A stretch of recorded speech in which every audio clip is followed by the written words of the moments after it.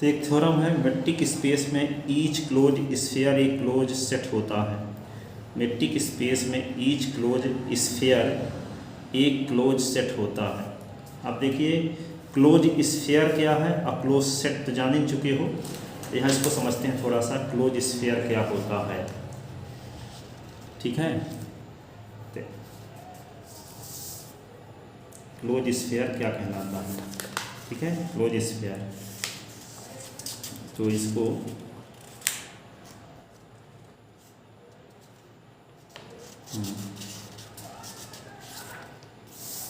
तो यहाँ पे ST एक मेट्रिक स्पेस है।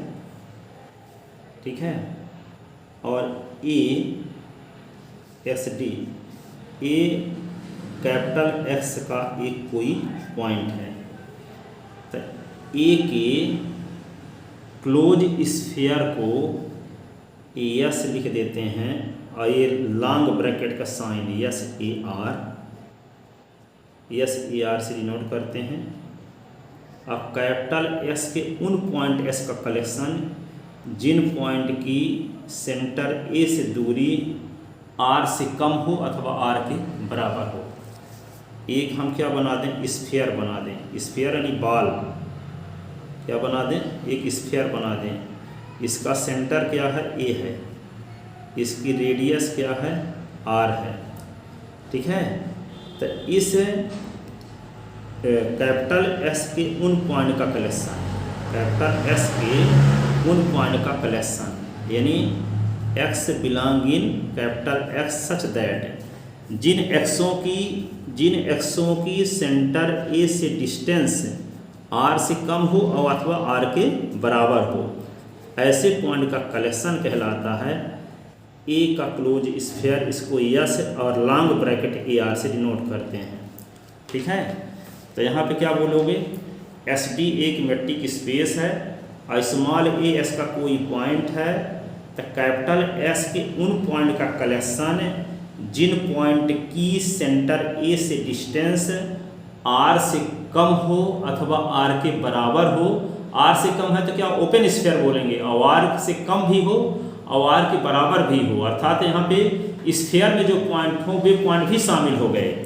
यानी जो ओपन स्फीयर में क्या होगा कि जो यहाँ सरकमफ्रेंस में कंटेन है वे पॉइंट शामिल नहीं हैं ओपन स्फीयर में, लेकिन क्लोज स्फीयर में यहाँ जो सरकमफ्रेंस में पॉइंट हैं वे भी कंटेन हैं। ठीक है, अर्थात ऐसे पॉइंट का कलेक्शन जिन पॉइंट की सेंटर A से डिस्टेंस R से कम हो वे भी क्लोज स्फीयर में होंगे, और जिनकी R के इक्वल है वे भी क्लोज स्फीयर में पॉइंट होंगे।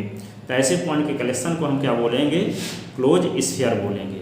ठीक है, तो SD एक मेट्रिक स्पेस है, AS का एक स्पेस, X का एक पॉइंट है। तो कैपिटल S के उन स्मॉल s एलिमेंट का कलेक्शन जिन स्मॉल एक्सों की सेंटर A से डिस्टेंस R से कम हो अथवा R के बराबर हो वे कहलाता है A का ओपन क्लोज स्फीयर। इसको डिनोट करते हैं AS लॉन्ग ब्रैकेट AR से। ठीक है, और small s belong in capital S such that जिन एक्सों की सेंटर A से डिस्टेंस R से कम हो अथवा R के बराबर हो। R से कम हो तो उसको उसी को हम प्रतिवेश भी कहने लगते हैं।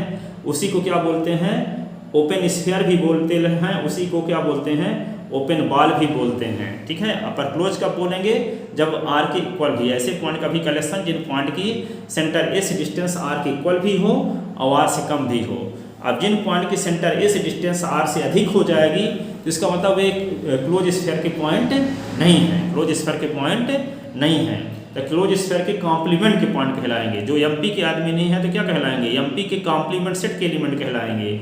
MP को छोड़कर अन्य स्टेट के एलिमेंट कहलाएंगे। ठीक है, तो यहाँ पे जिन पॉइंट की कैपिटल S के जिन पॉइंट की सेंटर A से डिस्टेंस निकालेंगे तो R से कम रहे अथवा R के बराबर रहे, तब हम कहेंगे कि A के क्लोज स्फीयर का पॉइंट है। और जिनकी पॉइंट A से डिस्टेंस निकाले तो R से अधिक हो जाए तो हम समझ जाएंगे कि इसके A के क्लोज स्फीयर के कॉम्प्लीमेंट का पॉइंट है। ठीक है, तो वही हम अब समझाते हैं। मेट्रिक स्पेस में ईच क्लोज स्फीयर एक क्लोज सेट होता है। तो माना SD एक मेट्रिक स्पेस है तथा SAR एक क्लोज स्फीयर है। अर्थात SAR is equal to small s belong in S such that जिन एक्सों की सेंटर A से डिस्टेंस R से कम हो अथवा R के बराबर हो वे क्या कहलाएगा, close sphere. Then we have to prove that S A R एक क्लोज सेट है। तो यस ए आर को क्लोज सेट प्रूव करने के लिए हमें दिखाना होगा कि यस ए आर का जो कॉम्प्लीमेंट सेट है एक ओपन सेट है।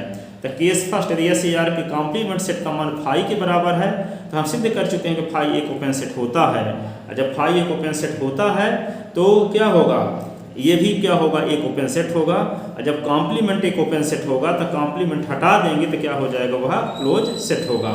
अब यदि यस ए आर का कॉम्प्लीमेंट फाई के इक्वल नहीं है, तो यस ए आर का जब कॉम्प्लीमेंट फाई के इक्वल नहीं है तो यहाँ पे इसमें कोई ना कोई एलिमेंट होगा। और जब कोई ना कोई एलिमेंट होगा तो मान लेते हैं कि यस ए आर के स्फीयर, यस ए आर के कॉम्प्लीमेंट सेट का कोई पॉइंट एक्स लेते हैं।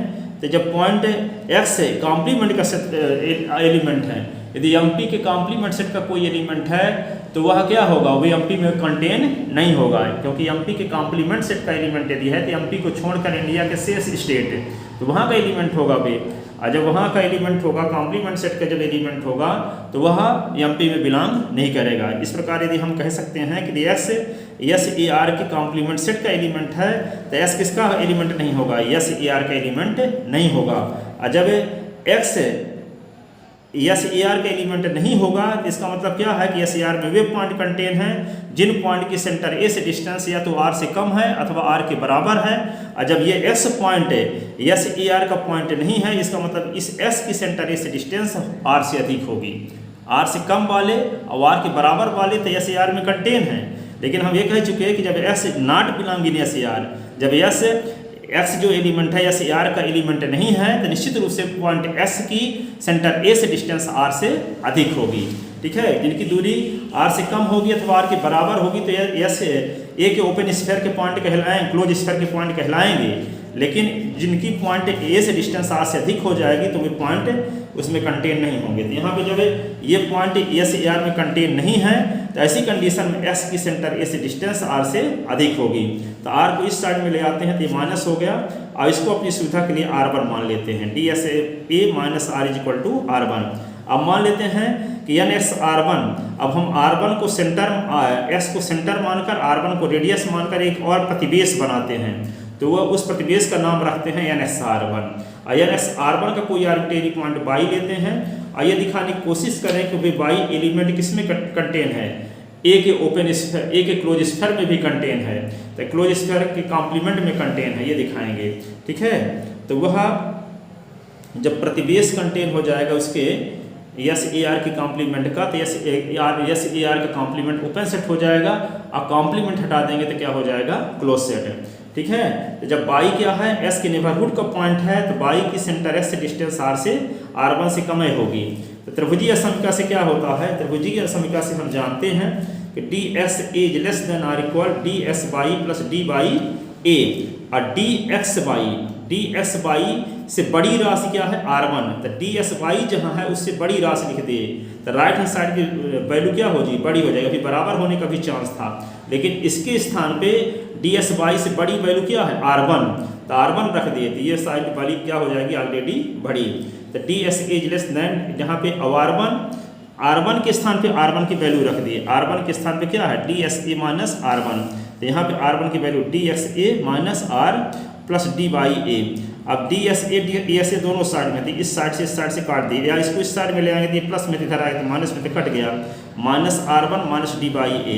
ठीक है, अब हम क्या करते हैं, R1 को इधर ले आते हैं तो ये माइनस तो प्लस हो गया तो डी बाई ए, इसी को हम डी बाई ए इधर लिख देते हैं, इसको इधर। तो इसका मतलब डी बाई की सेंटर ए से जो डिस्टेंस है वो आर से बड़ी है, अर्थात बाई के सेंटर ए से डिस्टेंस आर से जब बड़ी है तो निश्चित रूप से जो एलिमेंट बाई होगा वे ए के क्लोज स्फीयर का पॉइंट नहीं होगा, क्योंकि ए के क्लोज स्फीयर में वे पॉइंट हैं जिन पॉइंट के सेंटर ए से डिस्टेंस आर से कम हो अथवा आर के बराबर हो। लेकिन यहाँ पे बाई की सेंटर ए से डिस्टेंस आर से अधिक है, इसका मतलब बाई जो है ए के क्लोज स्फीयर का पॉइंट नहीं है। जब बाई ए के क्लोज स्फीयर का पॉइंट नहीं है तो ऐसी कंडीशन उसके कॉम्प्लीमेंट का पॉइंट होगा। ठीक है, जब कोई मेंबर एमपी का नहीं है तो कहाँ का होगा, एमपी को छोड़ करके अन्य स्टेट का होगा। तो by is belong in S A are का कॉम्प्लीमेंट, और जब by belong in S A are का कॉम्प्लीमेंट है तो यहाँ पे क्या है, इस काट दिए इसको, यहाँ पे R1 को इस साइड में ले आए थे प्लस हो गया, तो यहाँ पे ये R1 छोटा है डी बाई ए से, तो इसी को लिख सकते हैं D y is greater than R. इसका बाई की सेंटर ए से डिस्टेंस जब आर से अधिक है तो इसका मतलब क्या है कि बाई जो ए के ओपन स्फीयर का पॉइंट नहीं होगा तो y does not belongs to S A R. जब बाई एस ए आर को बिलोंग नहीं करता तो किसको बिलोंग करता होगा, कॉम्प्लीमेंट को बिलोंग करता होगा। तो y S A R complement को बिलोंग करता होगा। जब कॉम्प्लीमेंट को बिलोंग करता तो इस प्रकार बाई बिलोंगिंग एस R1 के लिए हम पाते हैं कि by belonging S A are का कॉम्प्लीमेंट है। इसका मतलब क्या हुआ, यह एन एक्स R1 सबसेट हो गया यानी एस ए आर के कॉम्प्लीमेंट का। और जब एस ए आर के कॉम्प्लीमेंट का सबसेट हो गया तो एस ए आर का कॉम्प्लीमेंट क्या हो जाएगा, एक ओपन सेट हो जाएगा। और जब कॉम्प्लीमेंट हटा देंगे तो क्या बन जाएगा, close set. S A are का कॉम्प्लीमेंट एक ओपन सेट हुआ और इसका कॉम्प्लीमेंट हटा दिए तो एस ए आर एक क्लोज सेट हुआ। तो आई होप आपकी समझ में आया होगा। Thank you so much.